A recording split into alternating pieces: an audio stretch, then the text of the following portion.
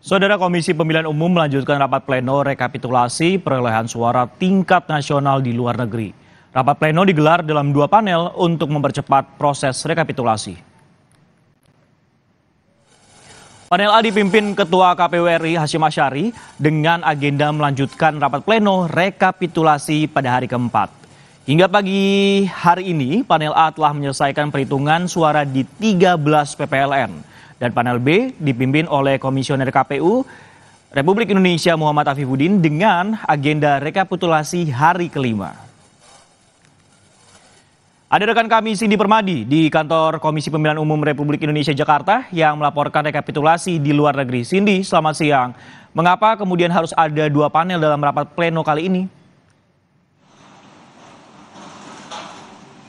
Ya, Sisko, selamat siang. Pembagian rekapitulasi menjadi 2 panel terkait dengan efisiensi ataupun juga dengan efektivitas. Karena kita ingat bahwa kalau sesuai jadwal, rekapitulasi tingkat nasional ini harus sudah selesai di tanggal 20 Maret 2024. Atau artinya dalam waktu sekitar 17 hari ke depan.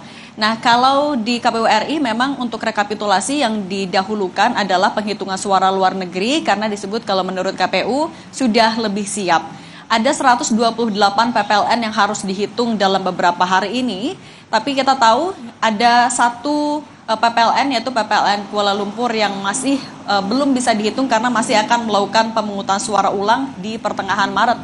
Atau kalau sesuai jadwal di tanggal 9 Maret untuk metode kotak suara keliling dan tanggal 10 Maret untuk pencoblosan di TPS.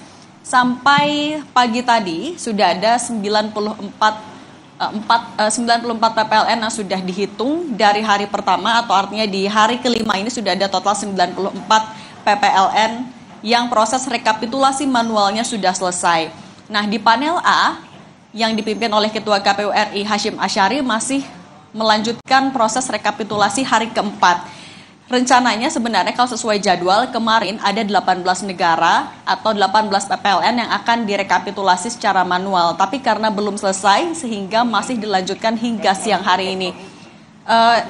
Sekitar jam setengah 12 tadi setidaknya sudah 15 PPLN yang dihitung dan juga ditetapkan hasilnya. Sementara kalau di panel B sudah memasuki rekapitulasi hari kelima. Nah, sebenarnya apa yang membedakan atau memengaruhi durasi dari rekapitulasi itu ada beberapa faktor. Misalnya yang pertama adalah karakteristik dari PPLN itu sendiri, kemudian karakteristik dari masing-masing saksi. Karena kita tahu di rekapitulasi atau di rapat pleno rekapitulasi di KPU RI ini, ada saksi yang juga dihadirkan dan dilibatkan. Mulai dari Bawaslu, kemudian juga ada saksi peserta pemilu, mulai dari saksi masing-masing paslon capres-cawapres dan juga saksi dari partai politik. Juga tergantung dari kendala masing-masing PPLN. Misalnya kalau ada ketidaksinkronan data, akan didalami lagi ketidaksinkronan ini apa, kemudian alasannya apa. Lalu juga misalnya apakah ada kesalahan input data, salah penyebutan, kemudian apabila ada kendala juga nantinya akan didalami lagi, bisa itu oleh KPU, Bawaslu maupun saksi yang hadir. Misalnya apakah ketika ada kendala rekapitulasinya dilakukan melibatkan saksi-saksi yang terkait. Nah, kalau hingga jam setengah 12 siang ini, Sisko dan juga saudara, kalau saya sebutkan beberapa hasil rekapitulasinya, untuk pasangan calon Prabowo Subianto dan Gibran Rakabuming Raka sejauh ini unggul di 4 negara. Yang pertama adalah di PPLN Moskow, Rusia, mendapatkan 214 dari 424 suara. Kemudian PPLN Tashkent, Uzbekistan mendapatkan 63 dari 112 suara. PPLN Phnom Penh, Kamboja mendapat 3.854 dari 4.419 suara. Dan PPLN Caracas, Venezuela mendapat 48 dari 100 suara. Sementara kalau untuk pasangan calon Ganjar Mahfud unggul di 3 negara, yaitu dari hasil penghitungan di PPLN Helsinki, Finlandia mendapat 193 dari 490 suara. Lalu PPLN Canberra, Australia mendapat 244 dari 562 suara. Dan PPLN Chicago, Amerika Serikat mendapat 416 dari 935 suara sah.